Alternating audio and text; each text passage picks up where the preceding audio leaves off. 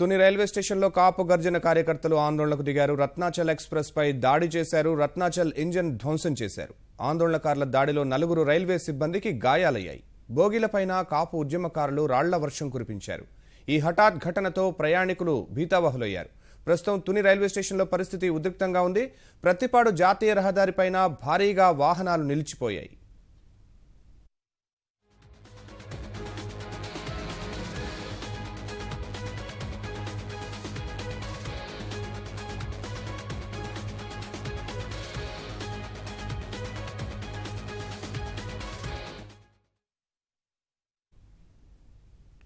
దీనిపై మరింత సమాచారాన్ని మా ప్రతినిధి మారుతిని అడిగి తెలుసుకుందాం. మారుతి, ఇప్పుడు ప్రస్తుతం పరిస్థితి ఎలా ఉంది? ఆందోళనకారులు ఏం చేస్తున్నారు? అధికారులు ఎవరైనా వచ్చారా? ఏం జరుగుతోంది? శర్మ, ఇప్పుడు తునిలో దాదాపు గంట సేపటి నుంచి ఉద్రిక్తంగా చాలా ఒక్కసారిగా పరిస్థితి మారిపోయింది. అంతకుముందు ఉదయం నుంచి కూడా ఏదో ఊహాగానాలు వస్తున్నాయి, ఏదో ఈ సభ చివరికి ఉద్రిక్తంగా మారుతుందేమో అన్న భయం అందరిలో, ఒక పోలీసు వర్గాలతో పాటు అడ్మినిస్ట్రేషన్ పరంగా కొంత ఉన్నా ఏదైనా ఆమరణ నిరాహార దీక్ష అలాంటి నిర్ణయం తీసుకుంటారేమో ముద్రగడ పద్మనాభం అని అందరూ ఊహించారు. కానీ ఒక్కసారిగా ఆయన సభని అర్ధాంతరంగా రద్దు చేసి అందరూ రైలు రోకోకి రోడ్డుపైకి బయట ఇద్దామని పిలిపివ్వడంతో ఆ వేదిక పైన ఉన్న కొందరు లీడర్లకు కూడా ఈ సంఘటన తెలియలేదు. ఒక్కసారిగా ఆ వేల మంది జనం పక్కనే ఉన్న హైవేని దిగ్బంధించారు. హైవేకి సమీపంలోనే ఉన్న రైల్వే స్టేషన్ కూడా ముట్టడించడంతో పూర్తిగా రోడ్డు రైల్వే లైన్లన్నీ బ్లాక్ అయిపోయాయి. ఈ నేపథ్యంలోనే ఆందోళనకారులు కంట్రోల్ తప్పిపోయారు. వాళ్ళని నిర్వహించడం కానీ వాళ్ళు ఎవరి మాట వినే పరిస్థితి కనిపించడం లేదు. అక్కడ రైల్వే ట్రాక్ దగ్గర అయితే బాగా ఉద్రిక్తంగా ఉంది. బస్సు రోడ్డు మార్గంలో ఆందోళనకారులు కొనసాగుతున్నా ఎక్కడ దాడులు చేయడం కానీ ఇలాంటి ఇప్పటి వరకు అయితే ఎలాంటి సంఘటనలు చోటు చేసుకోలేదు. రైల్వే ట్రాక్ దగ్గర అయితే మటుకు అప్పుడే వచ్చిన రత్నాచల్ ఎక్స్ప్రెస్ పైన ఆందోళనకారులు దాడి చేశారు. ఇంజిన్ బాగా దెబ్బతినింది. రాళ్ల దాడిలో ఇంజిన్ దెబ్బతింది. దీన్ని అడ్డుకోపోయిన రైల్వే సిబ్బంది కూడా, లోకో పైలట్, 2-3 సిబ్బంది కూడా గాయపడ్డారు. ఈ నేపథ్యంలోనే వీళ్ళని నిర్వహించడానికి ప్రయత్నం చేసిన కానిస్టేబుల్ కూడా గాయాలు పాలయ్యాడు. ఆందోళనకారులు అందరితో ఆకుండా బోగీల పైన కూడా రాళ్లతో దాడి చేయడంతో ప్రయాణికులు బిక్కుమంటూ గడుపుతూ రైల్లోనే షట్టలు వేసుకుని బిక్కుమంటూ వణికిపోతున్నారు. వీళ్ళ ఆందోళనకాలను నిర్వహించడానికి వాళ్ళ సైడ్ ఉన్న లీడర్లు కానీ పోలీసు సిబ్బంది కూడా చాలా తక్కువ మంది ఉన్నారు. 3-4 రైల్వే పోలీసులు తప్ప సివిల్ పోలీసులు అసలు మర్చిపోయినా కూడా రైల్వే స్టేషన్ దగ్గర కనబడడం లేదు. వాళ్ళు అక్కడ రావడానికి కూడా వీల్లేని పరిస్థితి ఎదుర్కొంది. ఎందుకంటే రోడ్డు మార్గం దిగ్బంధించేశారు. రైలు నుంచి వచ్చే పరిస్థితి లేదు. ఇప్పుడు అక్కడికి పోలీసు బలగాలు రావడానికి కూడా కొన్ని గంటలు పట్టే అవకాశం ఉంది. ఈ లోపల ఇంకేదైనా అవాంఛనీయ సంఘటనలు జరుగుతాయేమో అన్న భయం ప్రయాణికుల్లో నెలకొంది. మరి ఇదే పరిస్థితి కొనసాగితే మరింత ఉద్రిక్త ఏర్పడే అవకాశం ఉంది. ప్రస్తుతం ఎవరికైనా గాయాలయ్యాయా? ప్రస్తుతం అక్కడ అధికారులు ఎవరైనా సద్దుమణించే ప్రయత్నం ఏమైనా చేస్తున్నారా? సద్దుమణించడానికి ఎవరు ప్రయత్నించడం లేదు. సద్దుమణించడానికి ప్రయత్నం చేసినా కూడా ఇంత మాబ్ లో ఎవరి మాట వాళ్ళు వెళ్ళిన పరిస్థితి ఉంటుంది. అసలుకి దాంట్లో యువత ఎక్కువగా కనబడుతున్నారు. ఇప్పుడు ముద్రగడ పద్మనాభం పిలిపించిన ముద్రగడ పద్మనాభం కూడా వీళ్ళని ఎంతవరకు కంట్రోల్ చేయగలుగుతారన్నది ప్రశ్నార్థకంగా కనబడుతుంది. శర్మ, ఇంతటి ఈ జనం మధ్య ప్రస్తుతం అక్కడ ప్రయాణికులు ఎవరైనా ఉన్నారా? వారేమంటున్నారు? ప్రయాణికులు చాలా ఇబ్బంది పడుతున్నారు. ఉదయం నుంచి కూడా జాతీయ రహదారి దిగ్బంధం కొనసాగుతోంది. ఎక్కడో సుదూర ప్రాంతం నుంచి వస్తున్న వాహనాలన్నీ కూడా ఆగిపోవడంతో పక్కనే రోడ్ల పక్కనే డ్రైవర్లు సిబ్బంది భోజనాలు చేసుకుని ఇబ్బందులు పడుతున్నారు. గంటల తరబడి, కిలోమీటర్ల తరబడి వాహనాలు ఇప్పుడు బ్లాక్ అయిపోయాయి. వీటిని మళ్ళీ ఈ వాహనాలన్నీ, ఈ ఆందోళన సద్దుమణికి వాహనాలన్నీ మళ్ళీ రెక్టిఫై కావాలంటే చాలా టైం పట్టే అవకాశం కనబడుతూ ఉంది. రైలు మార్గం అయితే ఇప్పట్లో ఈ ప్రధానమైన ఈ రైలు మార్గంలో పూర్తిగా నిలిచిపోవడంతో మొత్తం రైల్వే వ్యవస్థ అంతా ఈ మార్గంలో బ్లాక్ అయిపోయిందండి. దీన్ని అధికారులు అంటే ఎప్పటి వరకు దీన్ని నివారించడానికి ప్రయత్నాలు చేస్తున్నారు? రైల్వే వ్యవస్థ పూర్తిగా స్తంభించిన పరిస్థితుల్లో భద్రతా సిబ్బంది రైల్వే భద్రతా సిబ్బంది ఏమైనా అక్కడికి చేరుకున్నారా? ఎవరైనా అరెస్ట్ చేశారా? ఇప్పటి వరకు అలాంటి సిబ్బంది సంఖ్య చాలా తక్కువ ఉంది. ఉండటం అంటే ఊహించలేదు వీళ్ళు. రైల్వే పోలీసులు కానీ సివిల్ పోలీసులు కానీ ఇంతటి నిర్ణయం తీసుకుంటారనేది ఊహించకపోవడంతో ఒక్కసారిగా ఈ పరిస్థితి ఉద్రిక్తంగా మారినా కూడా వాళ్ళు ఏం చేయలేని స్థితిలో ఉన్నారు.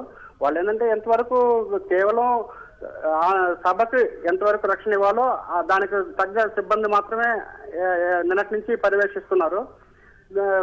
జాతీయ రహదారికి పైన ట్రాఫిక్ ఎక్కడా కూడా ఇబ్బంది పడకుండా వాళ్ళకు కొన్ని ప్రధాన కూడళ్లలో సిబ్బంది బందోబస్తు అయితే కొనసాగుతూ ఉంది, ఉదయం నుంచి ఉంది. ఒక్కసారిగా ఈ నిర్ణయం తీసుకోవడం, అక్కడికి వచ్చిన దాదాపు 1,00,000 పైగా జనం రోడ్ల మీదకి పక్కన ఉన్న రైల్వే ట్రాక్ మీదకి రావడంతో పోలీసు సిబ్బంది కూడా ఇప్పుడు ఏమీ తెలియని పరిస్థితిలో కనబడుతూ ఉంది. వాళ్ళు అక్కడికి వెళ్ళడం కానీ ఇట్లా ఆందోళనకారులకి నాయకత్వం వహిస్తున్న ముద్రగడ ఇతర నాయకులతో మంత్రాలు జరపాలన్నా జిల్లా యంత్రాంగానికి కానీ లేక ప్రభుత్వం ప్రతినిధులకు కానీ ఇప్పటి అవకాశం అయితే కనిపించడం లేదండి. అక్కడ శర్మ చూస్తున్న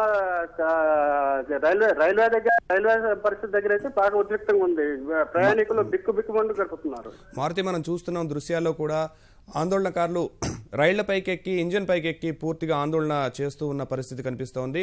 అయితే అధికారులు ఎవరైనా ప్రస్తుతం ఏదైనా ప్రకటన చేస్తే ఈ ఉద్రిక్తత తగ్గవచ్చు అంటారా? ముద్రగడ పద్మనాభంతో ప్రభుత్వం చర్చలు జరిపి ముద్రగడ పద్మనాభం పిలిపిస్తే తప్ప ఈ ఆందోళన ఇప్పట్లో సద్దుమణిగేటైతే కనపడలేదు. ఎందుకంటే ముద్రగడ పద్మనాభం పిలుపు కూడా అక్కడ వచ్చిన వాళ్ళు ఎంతవరకు స్పందిస్తారన్నది, ఆందోళన చేద్దామన్న దానికి రియాక్షన్ ఇట్లా ఉంటే ఇప్పుడు ఆందోళన సద్దుమణించడానికి ముద్రగడ పద్మనాభం లాంటి వాళ్ళు అందరూ పూనుకొని చేస్తే తప్ప కనపడడం లేదు. అయినా ముద్రగడ పద్మనాభంతో ప్రభుత్వ ప్రతినిధులు ఎవరైనా చర్చలు జరిపి వీటిని తాత్కాలికంగా ఈ ఆందోళన సద్దుమణిగా చేస్తారన్నది వేచి చూడాల్సి ఉంది. ధన్యవాదాలు మారుతి, మళ్ళీ మిమ్మల్ని సంప్రదిస్తాం.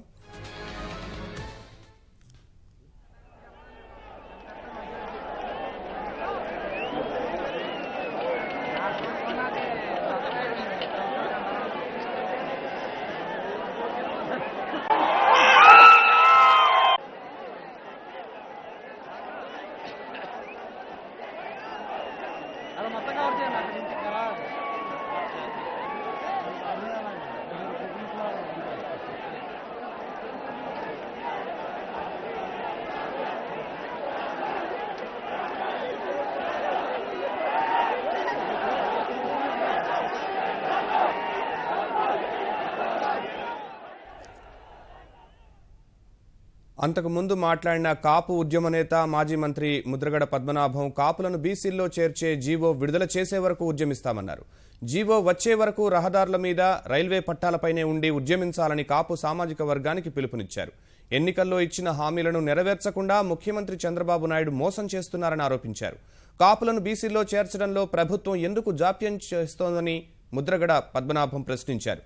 తూర్పుగోదావరి జిల్లా తునిలో జరుగుతున్న కాపు ఐక్య గర్జనలో మాజీ మంత్రి ముద్రగడ పద్మనాభంతో పాటు పలువురు ప్రజా ప్రతినిధులు, కాపు సంఘం నేతలు, భారీ సంఖ్యలో కాపు సామాజిక వర్గం వారు తరలివచ్చారు. రిజర్వేషన్స్ అంటూ ఉంటే పిల్లల చదువు కోసం ఎంసెట్ లో ర్యాంకులు డాక్టర్లు అవ్వడానికి, ఇంజనీర్ అవ్వడానికి, అలాగే కలెక్టర్లు అవ్వడానికి, ఎస్పీలు అవ్వడానికి ఇలాంటి వాటికి ఉపయోగపడతాయి రిజర్వేషన్ వల్ల. ఎన్నో ఉద్యోగాల్లో ఈ రిజర్వేషన్స్ లేకపోవడం వల్ల ఈ జాతి నష్టపోతుంది. ఈ ఉద్యమం ఆపొద్దు అని ఎంతో మంది చెబుతా ఉన్నారు. 22 సంవత్సరాల తర్వాత విడిపోయిన తర్వాత మన కాపు జనాభా 26-28% అయిన తర్వాత ఈ కాపు ఓటు బ్యాంక్ కోసం ముఖ్యమంత్రి చంద్రబాబు నాయుడు గారు గ్రామాలు, జిల్లాలు పర్యటించి కాపుల్ని బీసీలో కలుపుతాను, వాళ్ళు ఆర్థిక అభివృద్ధి చెందడం కోసం సంవత్సరానికి 1000 కోట్లు ఇస్తాను అని చెప్పి మన జాతి యొక్క ఓట్లు వేయించుకుని మనకి మోసం చేస్తా ఉన్నారు. వారు అధికారంలోకి వచ్చిన తర్వాత 6 నెలల్లో ఈ కార్యక్రమం చేస్తా అని చెప్పి 6 నెలల్లో సంవత్సరం 6 మాసాలు అయిపోయినా కూడా అతి గతి లేకపోతే ఈ రోజు రోడ్డు ఎక్కవలసిన పరిస్థితి ఆయన కల్పించారు. మనందరం కలుసుకునే పరిస్థితి కూడా ఆయన కల్పించారు. ముఖ్యమంత్రి గారు ఇచ్చిన హామీలు అడగడం కోసమా లేదా కోసం వచ్చారా అని అడుగుతా ఉన్నాను. నిరుద్యోగ భృతి ఇవ్వాలంటే కాపు కావాలి, బాబు రావాలి. ఎస్సీ చెట్టు రద్దు అవ్వాలంటే బాబు గారు రావాలి. ఇటువంటి పచ్చి అబద్ధాలు చెప్పి ఆ రోజు గద్దెనెక్కడం జరిగింది. దీన్ని బట్టబయలు చేయడం కోసం వారి అబద్ధాలని నిజం చేయాలని చేయడం కోసం మన ఉద్యమం చేయవలసిన అవసరం ఏర్పడిందని మీకు తెలియజేస్తా ఉన్నాను.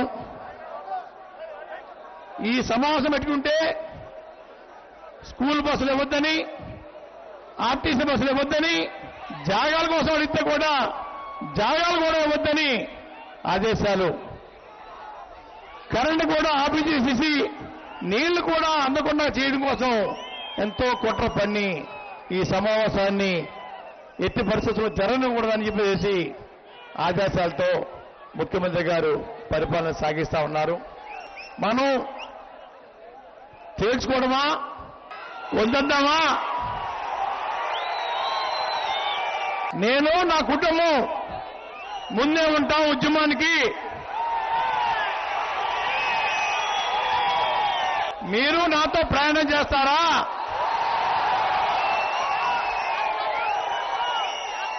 ఉద్యమ కార్యాచరణ ఇప్పటి నుంచే ప్రారంభిద్దామని చెప్పేసి మీకు తెలియజేస్తా ఉన్నాను. ఈ మీటింగ్ ఇక్కడ కాదు, రైలు పట్టాల మీద రోడ్డు మీద కూర్చుని మనం చేసుకున్నాం.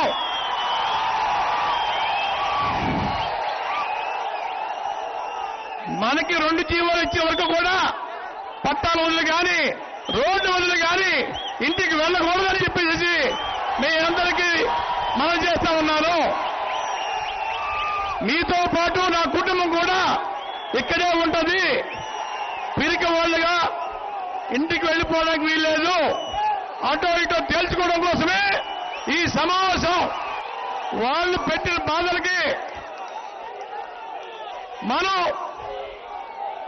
తిరిగి సమాధానం చెప్తే తప్ప ఈ ప్రభుత్వం దిగి రాదు.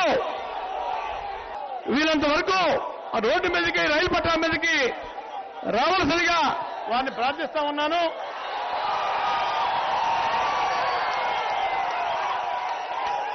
మనకి జీవాలు వచ్చే వరకు కూడా రోడ్డు మీద, పట్టాల మీద